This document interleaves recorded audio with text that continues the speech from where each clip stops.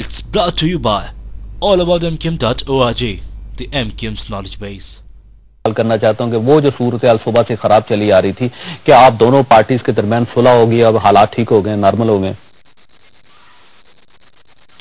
بہت شکریہ جاوید چودھری صاحب. دیکھیے، جو صبح صورتحال جس نے جنم لیا ہے وہ آپ نے بجا فرمایا کہ دو صوبائی وزراء کے بیانات کے اوپر پھر رد عمل آیا، کیونکہ فلور آف دا ہاؤس ایک چیز آئی تھی تو اس پر ایک رد عمل بھی آنا ضروری تھا اور ہمارا جمہوری حق تھا.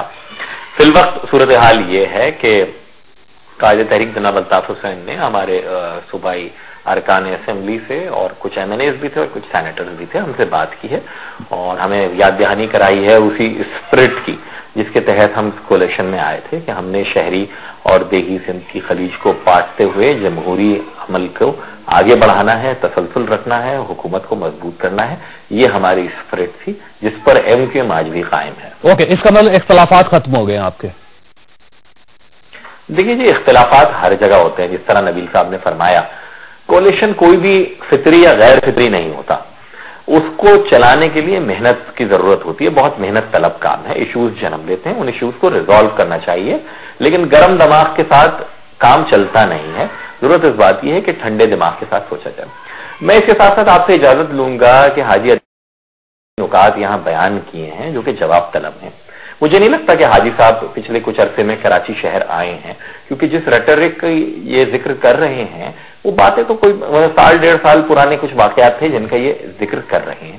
صورتحال یہ ہے کہ بہت ساری جو پالیٹکس ہو رہی ہے جاوید بھائی وہ اکانومی ڈریون ہے. مثال کے طور پر ہائی کورٹ فیصلہ یہ کرتی ہے کہ جو آلودگی پھیلانے والے رکشا ہیں ان پر پابندی لگائے اور شہری حکومت کو متنبہ کرتی ہے کہ وہ ایسا کام کرے. اب جب اس پہ شہری حکومت کوئی کارروائی کرے تو اس کو پولیٹیسائز کر دیا جاتا ہے، شہر کو بند کرنے کے نام پہ اور جرگے بنا دیا. کون کر دیتا؟ شہری حکومت قیام عوامی نیشنل پارٹی صوبہ سندھ کے جو صدر ہیں شاہی سید صاحب، وہ ایک پشتون لویا جرگہ بناتے ہیں اور اس جرگے کی امبریلا میں وہ سارے کے سارے clerk, clergy, religious outfits کے لوگ، ہر طرح کے یونین ایوری ون وہ وہاں. لیکن اس میں دیکھیے فیصل صاحب، رکشہ چلانے والے تو غریب لوگ ہوتے ہیں، ظاہر ان کی روزی روٹی اگر آپ وہ بند کر دیں گے، 20 لاکھ رکشے بند کر دیں گے کراچی میں تو حالات تو خراب ہو جائیں گے، لوگ سیکھیں گے تو اسی. جاوید بھائی، پہلی بات تو یہ ہے کہ یہ ایم کیو ایم کا فیصلہ نہیں، افتخار چودھری صاحب جس عدلیہ کی قیادت کرتے آئے اس قیادت کا یہ فیصلہ، اس عدلیہ کا یہ فیصلہ آیا تھا امپلیمنٹیشن کے لیے. ہم نہیں چاہتے کہ ہم کوئی ہاف بیکڈ میجر کریں انٹل انلیس کہ ہم اچھی سی این جی بسیں شہر بھر میں نہ پھیلا دیں، انٹل انلیس کہ ہم شہر میں آلودگی سے پاک ٹرانسپورٹیشن مہیا نہ کر دیں. اس طرح کی چیز یقیناً ایسی ہوگی کہ جو اس سے نہ صرف ان رکشہ ڈرائیوروں کو فرسٹریشن ہوگی بلکہ شہریوں کا بھی نقصان ہوگا. اس لیے ہم نہیں کرنا چاہتے. اچھا یہ بتائیے اب ظاہر اختلافات آپ کے ختم ہو گئے پاکستان پیپلز پارٹی کے ساتھ، صوبہ اسمبلی کا جو بائیکاٹ آپ نے کیا ہوا ہے وہ ختم کر دیا آپ نے؟ دیکھیے، میں نے آپ کو کہا کہ اختلافات ہوتے ہیں، ان پر گفتگو ہوتی ہے اور اختلاف رائے جو ہے وہ جمہوریت کا حسن ہے، بیٹھ کر بات چیت ہو سکتی ہے. ابھی میرے علم میں یہ بات آئی کہ قائد تحریک جناب الطاف حسین سے وزیر اعظم یوسف رضا گیلانی صاحب نے بات کی ہے.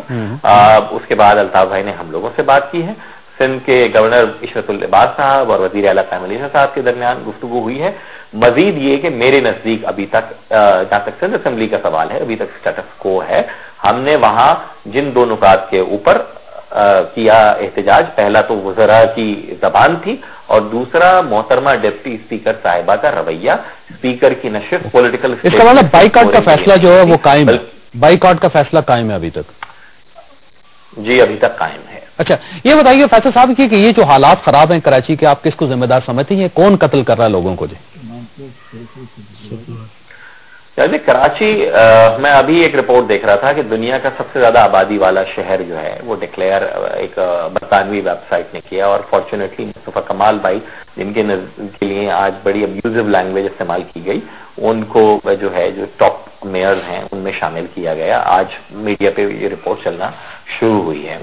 کراچی شہر کی کیونکہ اتنی بڑی آبادی ہے، اس کی ڈائنامکس ہیں. It's a multi ethnic city, it's a highly polarised city اور جس میں یقیناً کرائم ہوتا ہے دنیا کے ہر بڑے شہر. لیکن یہ کرائم نہیں ہے سر، یہ ٹارگٹ کلنگ ہے صاحب، جس میں مسلسل بندے مر رہے ہیں، 25 لوگ تو 2 دنوں میں مر گئے ہیں. یہ اس کو ٹارگٹ کلنگ کہا جاتا ہے، اس کو کرائم نہیں کہا جاتا. देखिए, एक होते हैं क्लेम्स उस वक्त के देन एंड देयर। जैसे मुझे अच्छी तरह याद है कि एक पार्टी की तरफ से एक क्लेम किए गए, जो पिछली वेव बड़ी अनफॉर्चुनेट थी आशूरा के बाद टारगेट किलिंग की, कि हमारे कोई 8-10 लोग जो है उसमें हलाक हुए। बाद अज़ां आईजी साहब ने जो रिपोर्ट वजीर दाखिला साहब और सीएम साहब को पेश की, उसमें उस पार्टी का एक फर्द शामिल था, लेकिन वो एक फर्द का जान का ज़या भी इंतहाई अफसोसनाक है जी। 12 मई के दौरान एमक्यूएम के 14 कारकुनान शहीद हुए और 61 से ज्यादा हमारे कारकुनान जख्मी हुए, और उसमें पॉलिटिकल जो वायलेंस हुआ, यकीनन उसमें एएनपी और पाकिस्तान पीपल्स पार्टी का भी नुकसान हुआ। उस दिन जमात इस्लामी कहां थी, एक बहुत बड़ा सवाल है। एक दिन पहले तक तो ये बड़े दावे कर रहे थे कि चीफ जस्टिस साहब की लिए पूरी रैली निकालेंगे, और कहां थी वो रैली और कहां थे इनके रहनुमा। ये बड़ी मिस्टीरियस किस्म की जो है इनकी एब्सेंस थी, विच वॉज नोटेड। अब मसला क्या है जमात इस्लामी का एमक्यूएम के साथ? मसला है ये कि इनको पूरे पाकिस्तान में अगर कहीं से वोट मिलता था तो वो कराची और हैदराबाद के शहर थे एमक्यूएम के कयाम से पहले। जिस दिन से सियासी तौर पर ये यहां से फारिग हुए हैं, उस दिन से इन्होंने अपनी जो मीडिया की प्रेजेंस थी, अपने प्लांटेड जो लोग थे उनके जरिए और प्रोपेगेंडा टूल के जरिए एमक्यूएम को मलाइन करना शुरू कर दिया। आज सूरत हाल ये है कि मुल्क को जिस दहशतगर्दी की लहर का सामना है उसमें बराह रास्त ये फरीक हैं। ये अफगान वॉर को जिहाद डिक्लेयर कराने वाले, उस रिजीम को इस्लामाइज करने वाले ये लोग हैं। अगर आपने कानून की पाबंदी करनी है तो पूरा कानून पे पाबंदी करें, तो रक्षे पर आपका कानून जाकर क्यों जाता? नहीं जी, ये मैं हिस्टोरिकल फैक्ट आप बता रहा था जहां तक रिक्शे वाली बात थी। दूसरा ऐसा कर लें जैसा अगला प्रोग्राम करें कराची में और एक सर्वे करें, ठीक है, कि कब्जा किसके नाम से सिनोनिमस है, या ताजा जो कब्जे हो रहे हैं वहां किसके परचम लगे हुए हैं। किसके परचम लगे हुए? यकीनन आप खुद देख लें ना, सर्वे कर लीजिए, मैं नहीं आपको बता रहा, लेकिन मैं ये जरूर बता साहब आप पे मुझे यकीन है, आप बता एक हाजी अदील साहब,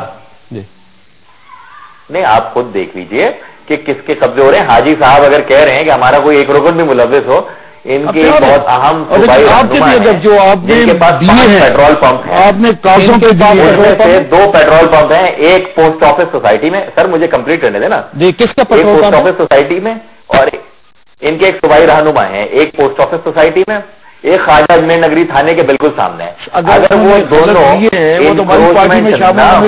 इलीगल कब्जा ना हो तो जो चोर की तरह किसका नाम कब्जे के साथ सिनोनिमस है, किसका नाम आप कराची में लें तो लोग कहते हैं कि कब्जा माफिया है। पहली बात कौन है कब्जा माफिया? पहले तो कब्जा एक ही कराची में किसी और का झंडे की इजाजत नहीं थी। जाहिर साहब जो चींबा जबी हो रहे हैं मेरे इशारों पर, उनसे पूछा जाए, पहली बात। दूसरी बात यह कि असले के मुतालिक बड़ी दर्जमंदी से फरमाया, असलहा जो है कराची में तो कोई फैक्ट्री नहीं है, कहां बनता है? आपकी हुकूमत है जनाब, आपकी दर्जमंदी है कि कराची को असले से पाक होना चाहिए, बिल्कुल होना चाहिए। सबसे पहले तो वहां असले की तहसील को रोका जाए, इन सूबों की सरहदों से आ रहा है, ठीक है। उसके बाद आप कहते हैं कि जनाब लाइसेंस और बिला लाइसेंस हम सपोर्ट करते हैं इस कॉल को, लेकिन पहले तो आप जो गैर कानूनी असलहा जो दहशतगर्दों के पास, जो माफिया के पास है, उसको रिकवर करें। लाइसेंस याफ्ता असले का तो पूरा रिकॉर्ड है, जब चाहेंगे तो कैसे कर देंगे।